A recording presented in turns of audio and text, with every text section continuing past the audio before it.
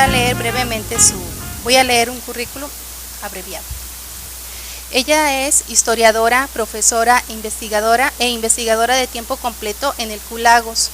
Estudió la maestría y el doctorado en Historia Social por la Universidad Federal de Uberlândia, Minas Gerais, y Universidad Federal Fluminense en Niterói, Río de Janeiro, Brasil, respectivamente.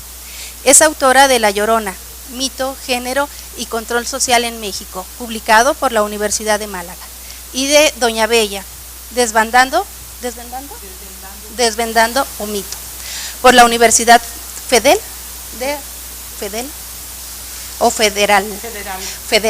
de Uberlândia. Federal. También es escritora de numerosos artículos en revistas académicas y capítulos de libros en Brasil, Colombia, México, España y Portugal. Coordinadora y autora de Mujeres en Veracruz, Fragmentos de una historia, obra publicada en 3 tomos y publicada por la editora del Gobierno del Estado de Veracruz. También es miembro del Sistema Nacional de Investigadores, del PROESDE y un sinnúmero del PROMEP. PROMEP. Es cierto. Muy bien, entonces cedo la palabra a la doctora Rosina. Buenas noches, la mayoría ya me conoce, ya ha oído mucho hablar de lo que voy a leerles ahorita, pero bueno, es un adelanto del proyecto que tenemos en conjunto los historiadores de aquí del Departamento de Humanidades, y el tema central pues es la fundación del convento de capuchinos. Esta documentación, una parte ya estaba publicada, pero otra parte la encontró nuestro colega el doctor David Carvajal en el Archivo de Indias en Sevilla. Entonces decidimos trabajar esta misma documentación para que vean ustedes cómo se puede trabajar una misma documentación, pero desde perspectivas diferentes, cada uno de nosotros desde nuestra especialidad. En mi caso, pues ustedes ya saben que yo trabajo principalmente género y historia de mujeres. Y desde la perspectiva de género, entonces es lo que yo hice la lectura de esta documentación, que les voy a leer para hacer así más directos. Voy a comenzar con una cita de Juan Luis Vives, que fue un escritor, siglo XVI, si mal no recuerdo, y que escribió también sobre la mujer. Y Juan Luis Vives, tuvo tanto éxito su obra que en 50 años, menos de 50 años, tuvo así más de 50 publicaciones y llegaron incluso a México. Y dice así: en la mujer nadie busca elocuencia ni bien hablar, ni grandes primores de ingenio, ni administración de ciudades, memoria o liberalidad. Solo una cosa se requiere en ellas, y esta es la castidad. Estas eran algunas de las ideas de Juan Luis Vives sobre las virtudes de las mujeres, que expresó en Instrucciones de la Mujer Cristiana, así se llamaba su obra dividida en 3 partes. La primera dedicada a las doncellas, la segunda a las casadas y la tercera a las viudas. Dada su enorme repercusión no solo en España como en América Española y muy especialmente en la Nueva España, funcionó como una de las más importantes directrices sobre las que se basaron las representaciones y los roles femeninos.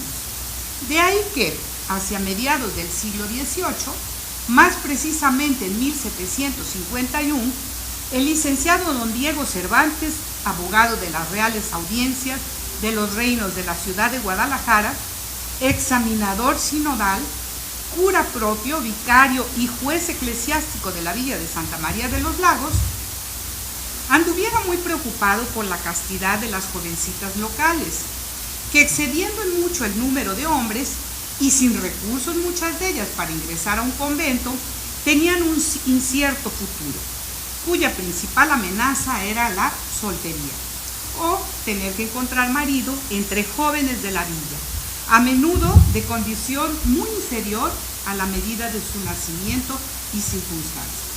Ante eso, decía el cura, las jóvenes se veían obligadas a contraer matrimonio sumamente desiguales, lo que denigraba la honradez y esplendor de sus familias, causando escándalos y disturbios.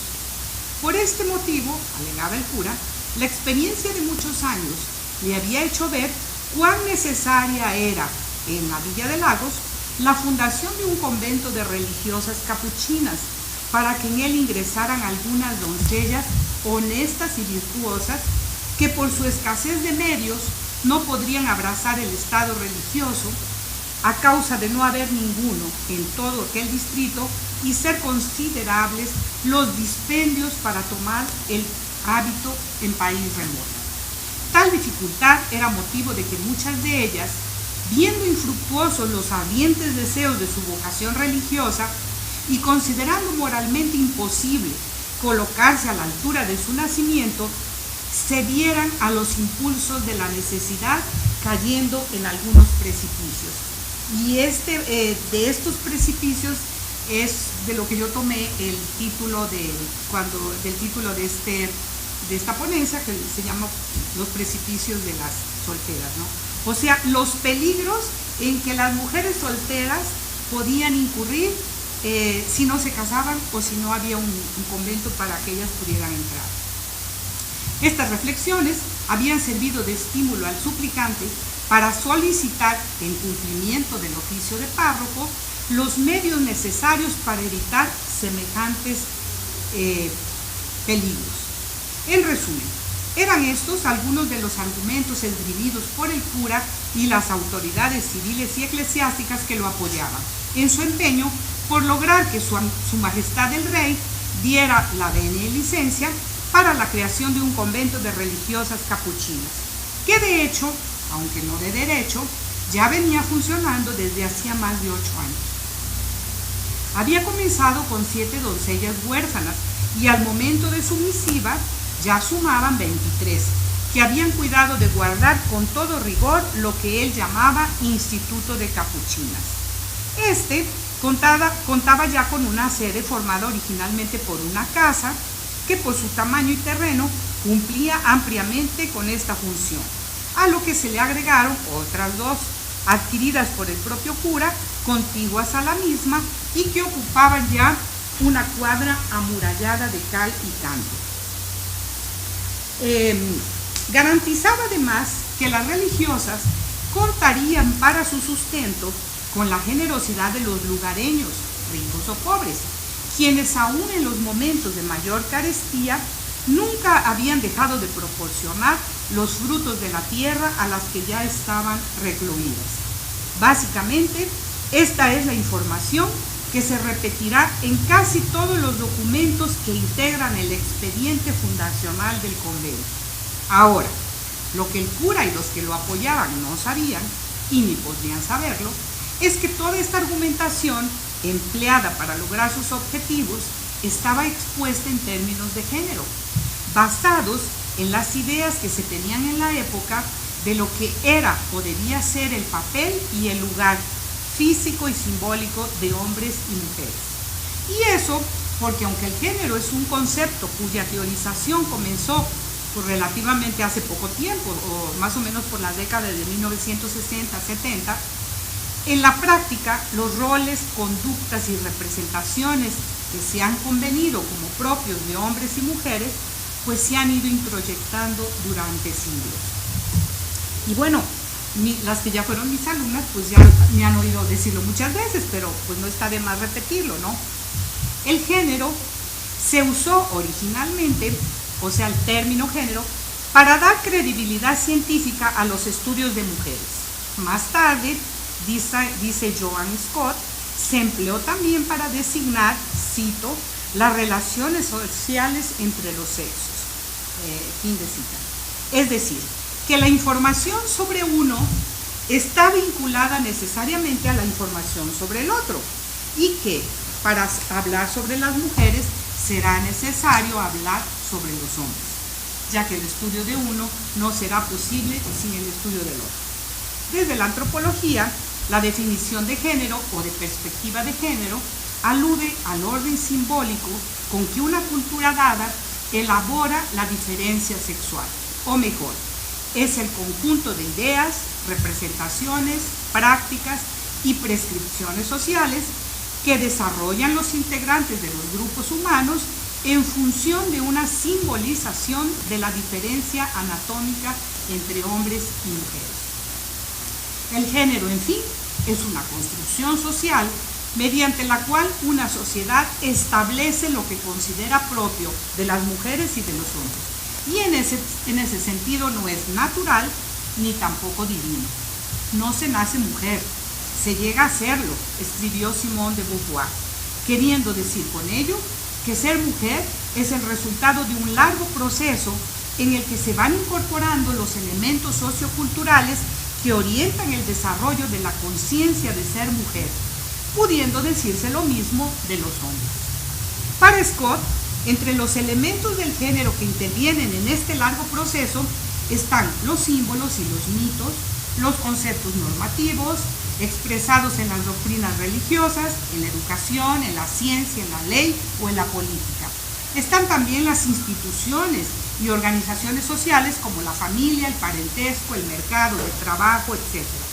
Todos ellos, dice Marta Lamas, afirman categórica y unívocamente el significado de lo masculino y lo femenino, o sea, de lo que es ser varón y ser mujer.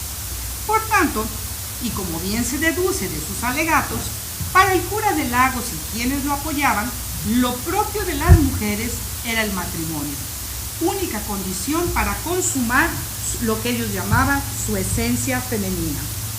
Las costumbres así se los enseñaban y las prácticas y prescripciones sociales las orientaban hacia él. Sin duda, se apoyaba en autores como Vives, aunque cité al principio, pero como clérigo principalmente se apoyaba en los textos sagrados, nominalmente el Génesis, en el cual se afirma que Dios, cito, creó a Eva para que Adán no estuviera solo. Es esta una verdad bíblica que asignó a la mujer el papel de compañera fiel del hombre y antídoto en una soledad siempre temida. En fin, hacia el siglo XVIII, el matrimonio era visto como el sostén de la familia y para las mujeres el único camino legal y aceptable para la maternidad.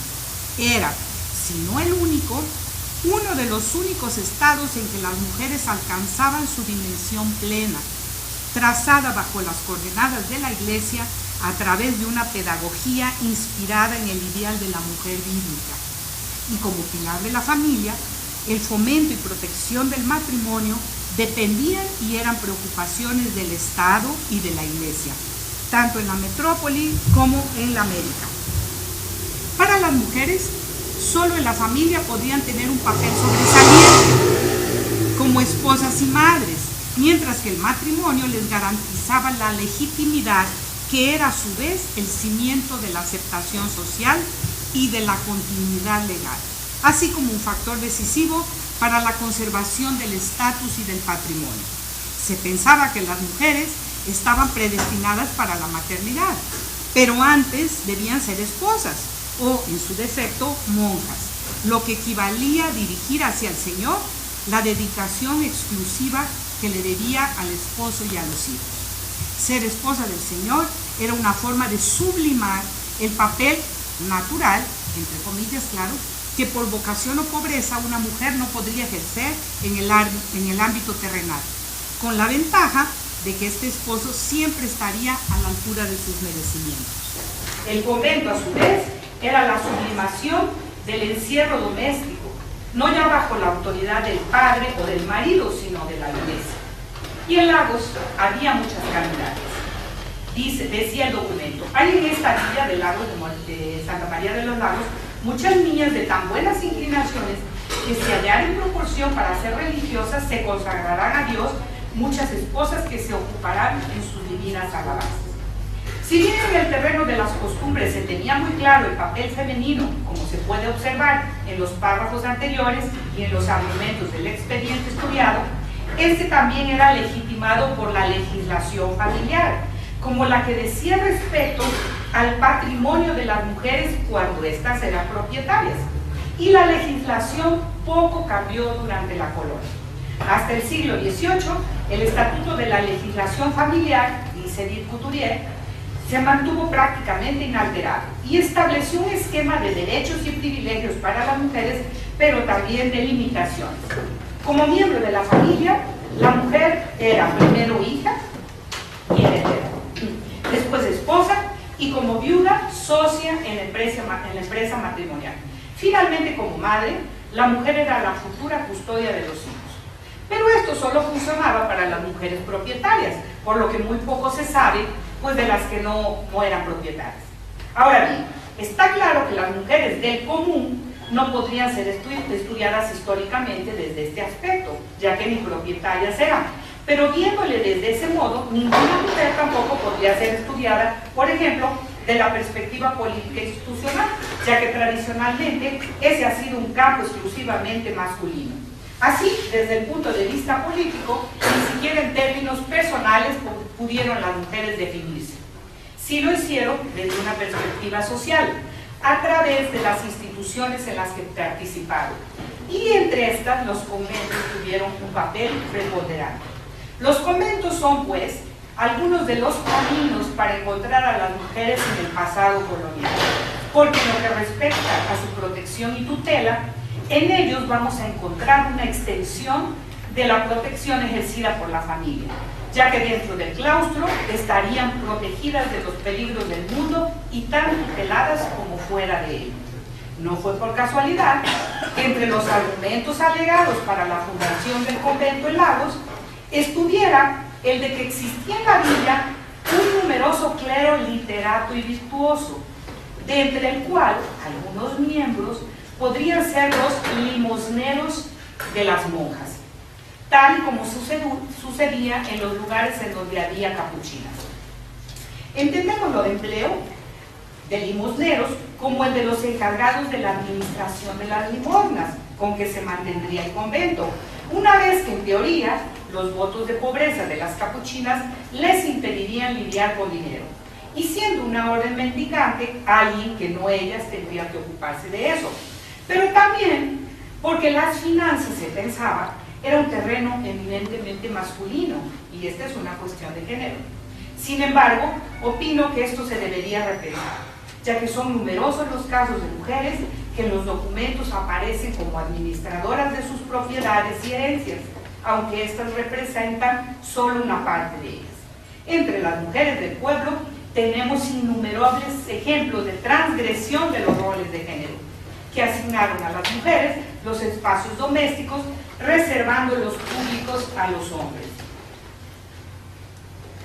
Entonces, ¿por qué será que siempre las hemos encontrado en los mercados, en los tianguis, en las plazas, en los caminos, y más tarde, ya cuando había tren, en las estaciones de tren vendiendo flores, comida, alimentos, aguas, en las fábricas y cumpliendo jornadas laborales largas, tanto como las de los hombres, para obtener los recursos para mantener a sus familias?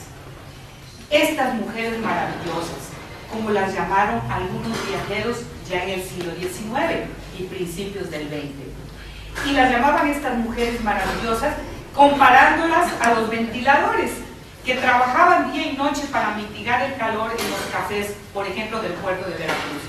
O sea, los ventiladores en el puerto de Veracruz, ya a final del siglo XIX ya había, y funcionaban todo el día, y entonces los extranjeros les decían la mexicana, comparándolas con las mujeres que igual no paraban día y noche. Bueno, pero volviendo a las monjas, por su carácter contemplativo, dice Asunción Labrín, los conventos encargaban el cobro de las rentas y la celebración de los contratos de arrendamiento a los mayordomos, así como el manejo de sus propiedades rústicas y urbanas, quedando ellas a cargo de la administración interna de los ingresos y de los gastos de su comunidad religiosa. Quizá por ello, algunas historiadoras quieren ver en la vida conventual una cierta oportunidad para que las mujeres ejercieran algunas formas de poder, y aunque claro, dice una de ellas, siempre bajo la atenta vigilancia de las autoridades masculinas. En ese sentido, nada más ilustrativo que las estrictas y detalladas instrucciones que dieron las autoridades eclesiásticas al cura de Lagos encargado de acompañar las 4 religiosas que salieron de la Ciudad de México para fundar oficialmente el convento de Lagos. Pues bien, a fin de protegerlas de los peligros del mundo y preservar en la medida de lo posible el retiro del claustro, su ilustrísima dispuso que durante el viaje las condujera el propio cura don Diego Cervantes, a quien se dieron las siguientes instrucciones: que durante el tiempo que durara el viaje les administrara los santos sacramentos de la penitencia y la Eucaristía. Ellas, por su lado, tendrían que obedecerle, cito, en todo y por todo, dada la jurisdicción y facultad necesaria por su ilustrísima, le otorgaba para que, en virtud, pueda ordenar y disponer lo mismo que su señoría ilustrísima ordenaría y dispondría en los casos ocurrentes en el camino. Le ordenaba también que destinara un coche para llevar a las 4 religiosas, cito, solas, sin que puedan separarse ni entrar hombre alguno o mujer secular en el coche en que fuere, cierro cita. Que el cura marchara inmediatamente atrás a caballo o en otro coche y ayudara durante el viaje y la marcha, y que aunque otros hombres fueran a caballo, no tuvieran conversaciones con las monjas, aunque los mismos fueran, cito, eclesiásticos o personas de autoridad y de cualquier circunstancia. Cierro cita. Que en las posadas siempre se alojaran las 4 monjas en un cuarto, nunca solas, y que no se separaran, cuidando la prelada de cerrar por la parte de adentro las puertas y por lo de afuera el referido don Diego. Que siempre que posible se alejaran en poblado, excusando los mesones o ventas, prefiriendo, aunque sea con alguna incomodidad, la casa de algún vecino o persona honesta y honrada, la del cura del lugar, si fuera posible, en fin. Durante las comidas, que no se le permitiera a las religiosas comer con hombres, y ni en público, aunque fuera, cito, por obsequio de personas distinguidas. Que debían hacerlo siempre en su cuarto y, cuando mucho, con algunas matronas o mujeres honradas, de cuyo trato no les pueda resultar desedificación. Que en el camino tomaran una vía directa y sin desviarse por ningún pretexto, aunque fuera para visitar santuarios, iglesias o conventos. Que para oír misa, si la posada en que se alojaran las religiosas no tuviera algún lugar decente o cubierto, y ni estuviera cerca de alguna iglesia o ermita, y siendo en día de precepto y no en otro, se le autorizaba levantar un altar portátil y decirles misa, o hacer que otros sacerdotes se la dieran, pues para ello su señoría ilustrísima le concedía licencia y facultad necesaria. Que para oírlas de confesión fuera solo en las iglesias de los lugares en donde se alojaren de día, y en el confesionario con rejillas, y estando a la vista mientras una se confiesa, las demás a distancia proporcionada, y si fuere preciso, en algún caso confesarlas en la casa o posada donde se alojaran. Que durante el viaje cuidaran en todo cuanto fuera posible de que las religiosas se portaran con el mismo retiro y abstracción que observaban en su clausura, por lo menos mientras estuvieran hospedadas en las posadas. Bueno, son muchas más recomendaciones, ¿no? Pero bueno, yo creo que esto ya sería suficiente para ejemplificar y confirmar la tutela que las autoridades eclesiásticas ejercían sobre las mujeres, y que por lo visto incidía más en su protección moral que en su seguridad e integridad física, como se podría esperar, conociendo los peligros que enfrentarían durante el viaje. Entre estos peligros estaban los salteadores de caminos, especialmente activos en la región hacia donde se dirigían. Sobre su identidad física, yo creo que la mayor concesión que les hacían era respecto de los alimentos, que eran importantes para su salud y para mitigar un poco, decía su ilustrísima, las penalidades e incomodidades del viaje. En ese sentido, se les permitía tomar chocolate, que era el máximo. Como se puede observar, las instrucciones miraban sobre todo a la prevención del contacto de las religiosas con el mundo exterior, principalmente con los hombres y todo lo que pudiera representar tentación. Esto, de acuerdo con las ideas prevalecientes sobre la fragilidad femenina y de que las mujeres eran particularmente propensas a ceder a las tentaciones, pero también de acuerdo con la función de los padres, maridos o, como en este caso, las autoridades eclesiásticas de ser los encargados de evitarlo. Para ello, mandó el arzobispo que se diera testimonio de este acto y de las demás diligencias al referido don Diego Cervantes y se las hicieran saber a las expresadas normas. Firmaba y daba fe del documento el doctor don Francisco Harén del Soto, secretario don Manuel José Rubio y Salinas. Sobre la opinión y deseos de las monjas, vale decir que informadas sobre las instrucciones declararon ellas que obedecían ciegamente lo determinado por su señoría ilustrísima y estaban prontas a su ejecución. Bueno, pero ahora vamos a los argumentos de género. Y bueno, en este caso podemos observar, por todo lo que hemos leído, que el contenido de la documentación es bastante reiterativo, una vez que destinado a convencer a las autoridades metropolitanas de la pertinencia de la petición. ¿Cuál era la petición? Pues la fundación del convento. Lo de reiterativo se justifica por la repetición de ciertos argumentos, entre los que se destacan los de género, como 1. La existencia en Santa María de los Lagos de un número mayor de mujeres que de hombres, la gran fecundidad de las mujeres que resultaba en familias numerosas y los peligros que acechaban a las solteras. 2. La dote y la dificultad para encontrarles estado a las solteras, más precisamente el patrimonio o en su defecto la vida religiosa. 3. La escasez de conventos y el alto costo para ingresar a uno. Entre otros argumentos recurrentes se puede mencionar también la nobleza y generosidad de la gente y la riqueza de la tierra, cuyos frutos posibilitarían las limosnas necesarias para su mantenimiento. En el caso del mayor número de mujeres que de hombres y la fecundidad de ellas, cito, siendo notorio que es excesivamente mayor el número de mujeres que de hombres en aquel país, que por este motivo es indispensable quedarse muchas célibes. Y más adelante, y son muy raros los que tienen solo una hija, o 2 o 3, porque son muy fecundas las mujeres de aquel país.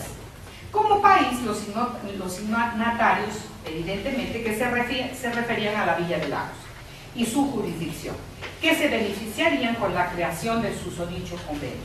Y como consecuencia de la fecundidad femenina, pues era el que las familias fueran muy numerosas, lo que tornaba difícil aún para los demás recursos dotar convenientemente a todas las hijas. ¿Para qué la dote? Para habilitarlas para lograr buenos casamientos, o en su defecto para la vida religiosa. Bueno, porque algunos conventos, para entrar en algunos conventos se requería que se pagara una dote, ¿no? La alusión a la desproporción entre el número de mujeres y de hombres tendría que ser cotejada con los padrones de población de la época, si es que los hubiera. Pero, más allá de las posibles exageraciones o de la inexactitud de esas aseveraciones, lo que nos dicen esos datos es sobre la percepción que se tenía del papel social de las mujeres y de la forma de remediar el problema que representaban las solteras. Para la época, el exceso de mujeres era un problema que rebasaba en mucho al ámbito puramente familiar, extendiéndose hacia el social y el eclesiástico. La tarea de encontrar estado a las mujeres solteras no era solo un problema de sus familias, sino también de las autoridades eclesiásticas y civiles. Los conventos, así como los recogimientos, los hospitales, los colegios y hasta las prisiones, formaban parte de esas instituciones dirigidas a solucionar esos problemas sociales.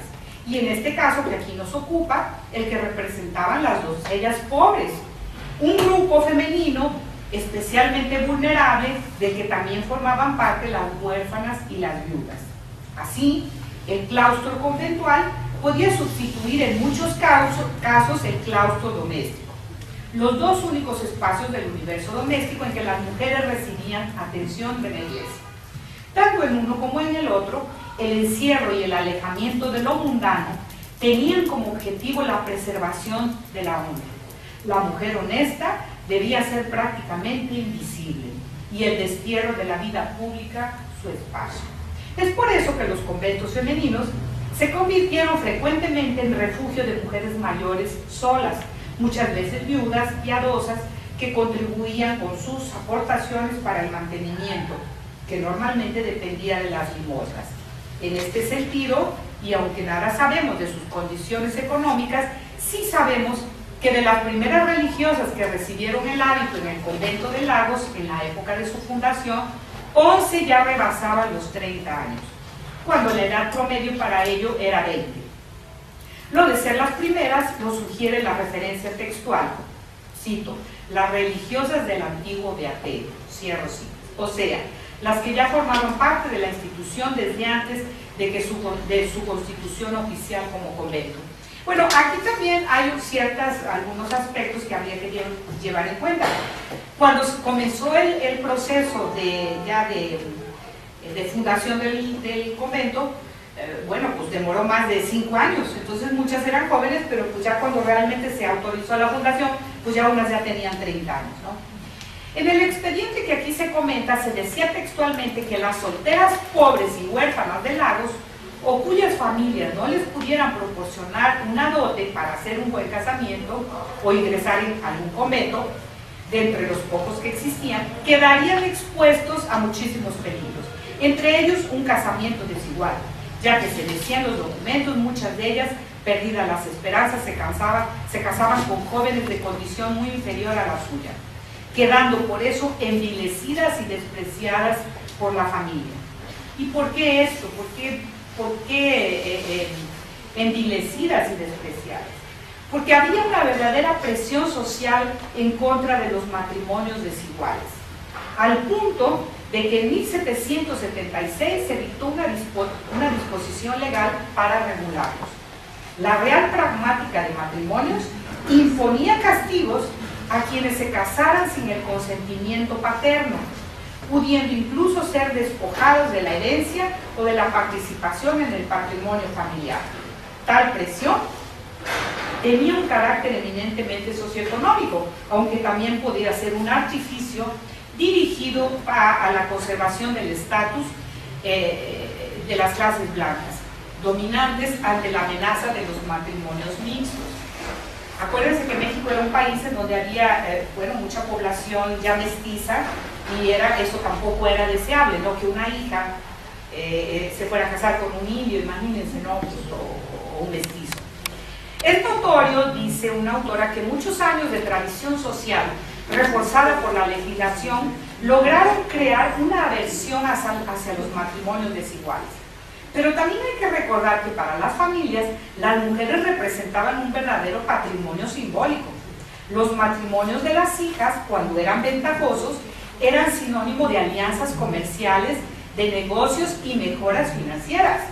Aunque también es cierto que entre las élites no faltaron quienes estuvieron dispuestas a desconocer o desviarse de estas tradiciones. Cuando hablamos en roles de género, pocas veces hablamos de que las mujeres siempre los han transgredido esos roles. O sea, existían, pero no significa que necesariamente lo siguieran. En términos legales, las mujeres estaban sujetas a la patria potestad hasta los 25 años, cuando podían optar por el matrimonio sin necesidad de consentimiento paterno. Ya casadas, quedaban bajo la protección legal del marido. Si solteras, obtenían su libertad personal. Y entre estas, las que no contaran con herencia o dote, se podían considerar afortunadas si pudieran envejecer doncellas y encontraran alguna ocupación decente que no las obligara a salir de casa y enfrentar los peligros del mundo. Considerando la escasez de empleos para las mujeres, ellas podrían sobrevivir como costureras, bordaderas, profesoras o propietarias de escuelas de amigas, de pequeñas tiendas y talleres de manualidades, entre las cuales la confección de flores, al parecer una actividad bastante apreciada. La mayoría sobrevivirían como planchadoras, lavanderas, cocineras, viviendo en sus casas o como sirvientas en las casas de las familias pudientes e incluso arrimadas en casa de parientes. Sin embargo, Era difícil romper con la tradición y con la idea de que las damas no deberían trabajar fuera de su hogar, lo que dio a las ocupaciones manuales y a los empleos un carácter de poca categoría. Una verdadera dama se quedaba en su casa, aunque, como ya se mencionó, existen bastantes evidencias de mujeres propietarias y administradoras de bienes y fincas rústicas durante la colonia. Pero los grandes precipicios en los que podía caer una mujer sola eran sin duda los relacionados con la sexualidad, como acabar en un prostíbulo o en una casa chica, como se les decía, como amacias de algún hombre casado, lo que no era muy diferente. En las villas o ciudades pequeñas como Lagos, en donde el concubinato y la prostitución debían ser más notados y por tanto menos tolerados que las ciudades mayores, las mujeres solteras que llevaran una vida escandalosa podían ser remitidas a la sede o a la Ciudad de México, en donde eran recogidas en la Casa de Misericordia. Se esperaba que en estos recogimientos expiaran sus culpas y se rehabilitaran mediante la religión y el trabajo arduo. En algunos casos podían ser denunciadas ante la Inquisición y, si la denuncia fuera procedente, juzgadas y hasta condenadas, como ocurrió con algunas mujeres de Lagos. De alguna de ellas yo también ya he trabajado y ya les he hablado muchísimo, ¿no? Era para evitar esos males que se intentaba la fundación del convento de las Capuchinas, en cuya tarea tanto se empeñaron las autoridades eclesiásticas y civiles. En fin, en este caso, el argumento de mayor número de mujeres que de hombres en Lagos para apoyar el pedido se desdobla en innumerables consecuencias, pero también obedece a algunos de los factores de lo que se podría considerar una situación clásica.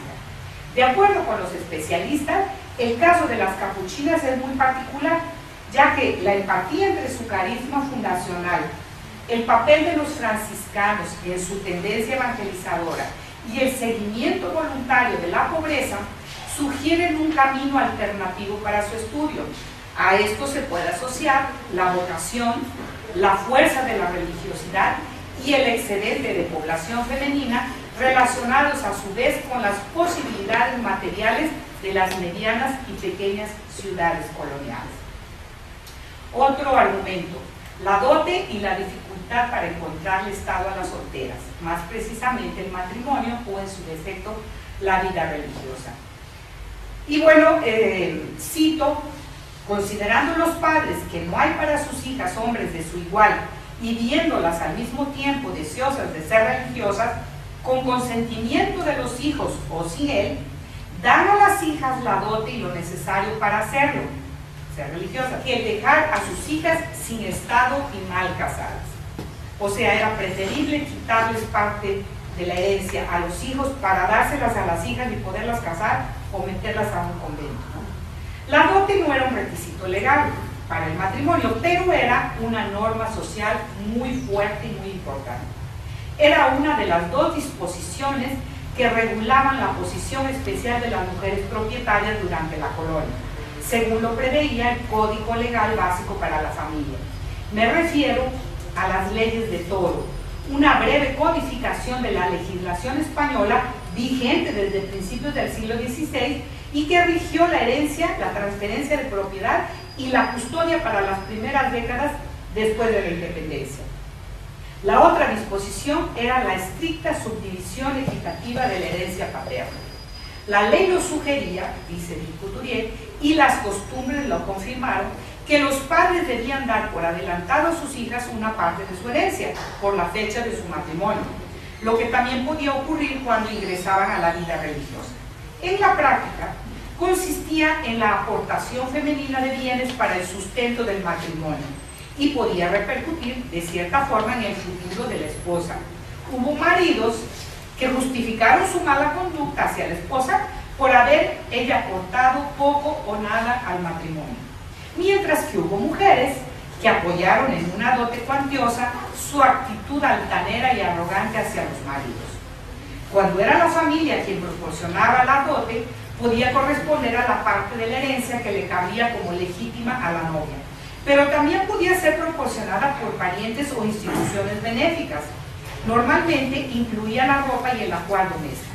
Cuantiosa o insignificante, dice una autora, no hay duda de que la dote tenía un significado simbólico muy fuerte. La práctica de la dote comenzó a declinar hacia mediados del siglo XVIII, para desaparecer virtualmente hacia la cuarta década del siglo XIX, ante el nuevo énfasis que en ese siglo se empezó a dar al núcleo familiar y a la expansión del ideal de matrimonio romántico. O sea, ya en el siglo XIX ya los matrimonios ya pues se realizaban en mayor cantidad pues ya por amor, ¿no? Sin embargo, en la época que aquí hablamos, la dote aún estaba vigente y constituía un serio obstáculo para el ingreso a la vida religiosa de las jóvenes doncellas de escasos recursos. Ese problema pues quedaría sanado en Lagos con la fundación del convento, ya que las capuchinas no exigían, ¿no? Y su vida, incluso su régimen de vida era particularmente austero. Tanto, decía dice Martínez Cuesta, que sus advertencias a las aspirantes parecían más dirigidas a alejarlas del claustro que a llamarlas hacia él. O sea, las advertencias que se le hacían a las jóvenes que querían ingresar eran tan severas que dice este autor que parecía que más querían espantarlas que animarlas a entrar, ¿no? El otro de los argumentos de géneros, la escasez de conventos y el alto costo para ingresar a uno de ellos. Y bueno, cito nuevamente el documento, que desde la ciudad de Valladolid, ¿cómo estoy? ¿Bien? Que desde la ciudad de Valladolid, obispado de Michoacán, que está al mediodía de este reino, hasta la de Zacatecas, que está a su norte, y desde la de Querétaro, arzobispado de México, al oriente hasta la capital de Guadalajara, extendido que bajo poco menos de 100 leguas por entre ambas partes, y que están incluidas las ciudades de Celaya y Guanajuato y las villas de Salamanca, Salvatierra, San Miguel, León, San Felipe, Lagos, Aguascalientes, Zamora, Colima, Villanueva, Jerez y otros pueblos, no hay un tan solo convento de religiosas en que las que se inclinen a ese estado puedan dar cumplimiento a sus deseos. Esto era lo que afirmaban los padres mercedarios en la carta que ellos también hicieron y que también firmaron para reforzar el pedido de fundación, ¿no? Ellos no estaban muy bien informados. Dice, la carta fue firmada en marzo de 1751 y para ese entonces sabemos que en Guadalajara ya existían 4 conventos, aunque ninguno de capuchinas, que solo fue fundado en 1761. Pero Querétaro ya tenía un convento que fue fundado en 1721 y que según parece fue el segundo de esta congregación en México. Más adelante los mismos mercedarios se encargarían de corregir esta información. Ahora, la existencia o no de conventos femeninos en la región como argumento de género se justifica por el papel irrefutable que tales instituciones desempeñaron para las mujeres, sin hablar del que tuvieron en la dinámica de las ciudades y su desarrollo urbano. Así que volviendo a lo nuestro, y de acuerdo con Rosalba Loreto, no hay duda sobre la posibilidad de asociar los conventos con el valor simbólico de las familias locales importantes, considerando el prestigio que confería tener una religiosa en alguno de ellos. Pero no solo de las familias locales. En el caso de Lagos, por ejemplo, se decía que habría de poblarse con lo más granado de todo el reino y de fuera de él, por lo que necesariamente se extendería, decían los peticionarios, el afecto a las familias y patrias de las que vinieron. O sea, se pensaba que se dedicara no solo a las laguenses, sino de toda la región. De hecho, entre las jóvenes que tomaron el hábito cuando la fundación del convento, no todas eran locales. 6 eran de San Juan de los Lagos, 3 de León y 1 de Sierra de Punta. Las fundaciones monásticas, dice Loreto, fueron la manifestación de una estrecha vinculación con las familias de la etnia y desde diversos aspectos influyeron en la conformación de la vida material urbana, definiendo en gran medida también la vida religiosa. Esa vinculación no se refería necesariamente a que estas familias estuvieran dedicados esos conventos a las hijas de esas familias, ya que sabemos que algunos conventos se dirigían a las jóvenes pobres, aunque no estuvieran cerradas a las ricas, pero sí se refiere a la forma como las familias importantes participaban de su fundación y de su mantenimiento. En el expediente de fundación del convento de Lagos, algunos de los firmantes del cabildo eran justamente los miembros de las familias notables del lugar. Y sobre este aspecto, sobre las familias que se involucraron en la fundación del convento y de las propias monjas que ingresaron, Lina tiene pues un trabajo que también sobre el convento. En este caso, pues desde la perspectiva de la historia de la familia, ¿no? Sobre su mantenimiento, es de sobra conocida la costumbre de las personas de donar o heredar a los conventos dinero, bienes y propiedades. Y todos esos aspectos contribuirían para entender la importancia de su fundación como parte del desarrollo de las ciudades, incluso porque los establecimientos monásticos generaban cambios en el perfil de las mismas y hasta en la nomenclatura de las calles. Ese es otro aspecto que sería interesante trabajar, ¿no? De qué forma la fundación del convento repercutió en la conformación urbana de la ciudad, ¿no? La presencia de un convento alteraba la fisonomía de los barrios y generaba modelos de conducta religiosa que se difundían hacia la población en general a través de la devoción familiar. De hecho, la importancia de una ciudad se podía medir a partir de tener o no algún convento, y más aún por el número de los que tuvieron. En fin, durante la colonia, e independientemente de la clase social, económica o étnica, algunas mujeres pudieron encontrar en las casas conventuales de las diferentes órdenes religiosas la solución momentánea o definitiva a sus problemas individuales o colectivos. En lo que se refiere a los femeninos, el ingreso al convento para las aspirantes dependía en general de algunos requisitos, entre ellos ir de su propia voluntad y sin presiones, ser mayores de 12 años, gozar de buena salud en virtud de los ayunos y penitencias que debían practicar, especialmente severos para las monjas capuchinas. Como bien se decía en los documentos de Lagos, en los que los pretendientes respondieron unánime y de conforme, que de su libre voluntad, estoy citando, querían vestir el santo hábito, lo que no hacían por fuerza, violencia de sus padres o parientes, sino solo por servir a Dios nuestro Señor, bien de sus almas y libertarse de los riesgos de esta vida, que no tienen impedimento alguno ni enfermedad que les estorbe el cumplir las cargas de la religión, que no tienen contraídas deudas, ni menos dada palabra de casamiento en el siglo, y que en esta inteligencia piden y suplican a su señoría por amor de Dios, les conceda el entrar en la religión y vestir el santo hábito de capuchina. Esto era lo que ellas tenían que firmar, esta declaración. Sin embargo, por sobre todos los requisitos estaba el linaje, garantizado por la pureza de sangre. O sea, tenían que ser hijas legítimas de padres católicos, practicantes, casados ante la Iglesia y sin nunca haber sido juzgados por herejes por la Inquisición. De ahí que los signatarios de este expediente del de Lagos insistieran en la nobleza y la limpieza de sangre de las aspirantes a quienes se destinaba el convento. Y cito nuevamente, que por cuanto está informado de personas graves y celosas de la honra de Dios nuestro Señor, que todas las madres beatas que se hallan en el nuevo convento del Señor San José de Capuchina de esta villa son de conocida virtud, limpieza de sangre y que tienen los requisitos necesarios que se requieren para ser religiosas en dicho convento.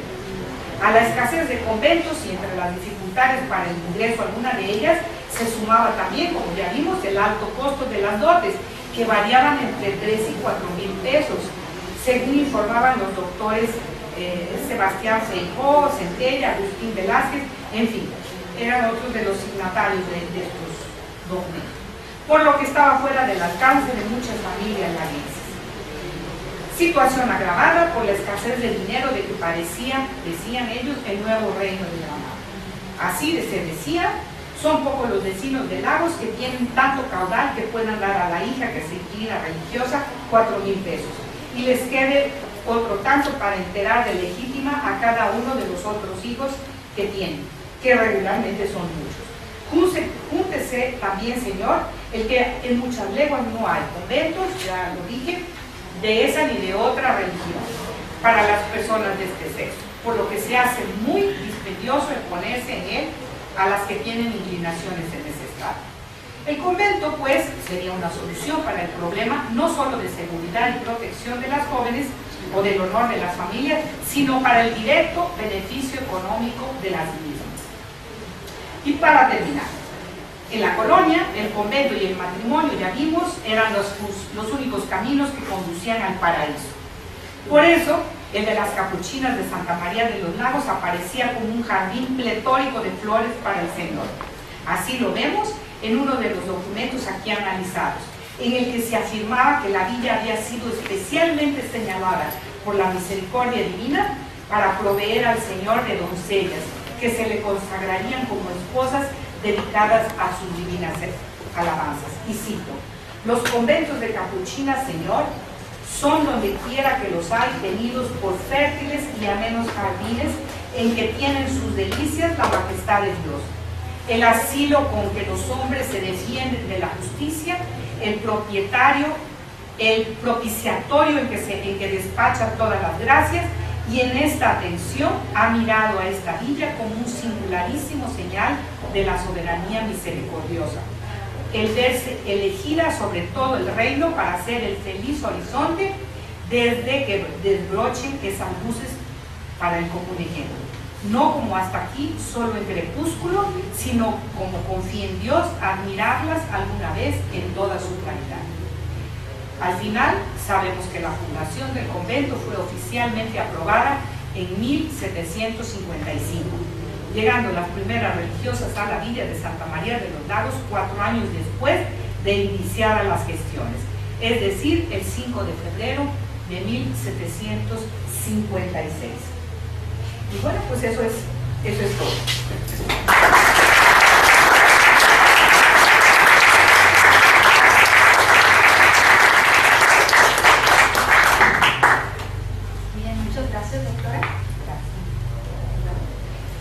Y bueno, es el momento de una ronda de preguntas. Si ustedes tienen alguna pregunta para la doctora, les pasamos el micrófono. Bueno, ya había Irma. Primero, felicidades que nos el micrófono. Te felicito, es muy interesante. Gracias. El tema. Solamente te quiero preguntar, en los casos de las niñas que ingresaron, que no eran de 12 años, que eran mucho menores, sí. ¿A qué se debía? ¿Por qué las metían?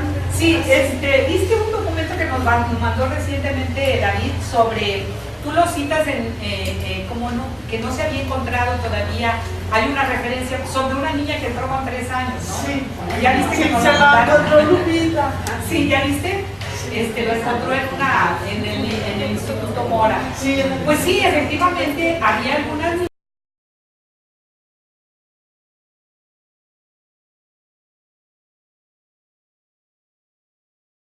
Ya más específicamente sobre la vida cotidiana de las monjitas dentro del claustro, y ahí entra este aspecto. Pero sí, efectivamente, bueno, las reglas eran esas, pero las reglas siempre pues están ahí para quebrarse, ¿no? Entonces, había otra cosa también, los expuestos que llamaban, los niños que dejaban en las puertas de los conventos para, aquí se les dice expósito. Bueno, disculpen, en portugués se dice expuestos, y eso yo lo aprendí allá. Bueno, el caso es que las dejaban ahí también, y ellas muchas veces, esas criaturas, pues ahí se criaban, y ya luego pues ya mayores ingresaban a la vida monástica. ¿Sí? Gracias, Pero Lucina, sí, felicidades, Gracias. Lupita está trabajando eso. Sí. ¿Alguna otra pregunta? Esto va a ser un libro, así que van a tener oportunidad de leerlo. Sí, una pregunta. Solamente en el tipo de convento de las capuchinas era donde se exigía que fueran de sangre pura. No, en general en todos los conventos. ¿Qué significaba esto de sangre pura? Cuando comenzó la colonia, quedó prohibido llegar aquí a América personas que no tuvieran un origen cristiano, o sea, muy claro, ¿no? Acuérdate que en 1492 se decretó la expulsión de los judíos de España, ¿no? Y muchos se quedaron, pues aceptaron las condiciones y se quedaron y como que se pues, confundieron, ¿no? Entonces estaba expresamente prohibida la llegada de aquí a América de personas que no tuvieran esta sangre pura en ese sentido, de que no tuvieran antecedentes pues, como judíos o como de la secta de Mahoma, como decían también, musulmanes o pues, de otras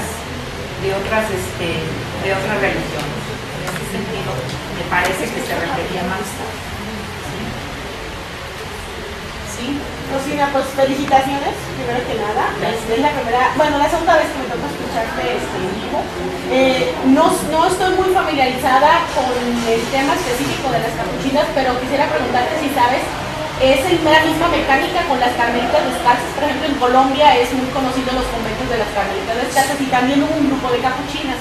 Pero quiero saber si era la misma mecánica, o sea, recibir a las niñas de esta forma. Lupita no me dejará mentir, pero las capuchinas se regían por las mismas reglas de Santa Clara, ¿no? Lo que pasa es que se dividían en órdenes calzadas y descalzas, y las carmelitas descalzas también pertenecen a las capuchinas. Sí, o sea, las reglas franciscanas de pobreza y esas cosas, ¿no? Bueno, mucho más severas. Y la otra pregunta es, mi espíritu beligerante, así que ahorita, no me deja entender cómo no hubo una queja, no hubo un reclamo, no hubo nadie que defendiera, entre comillas, a estas niñas.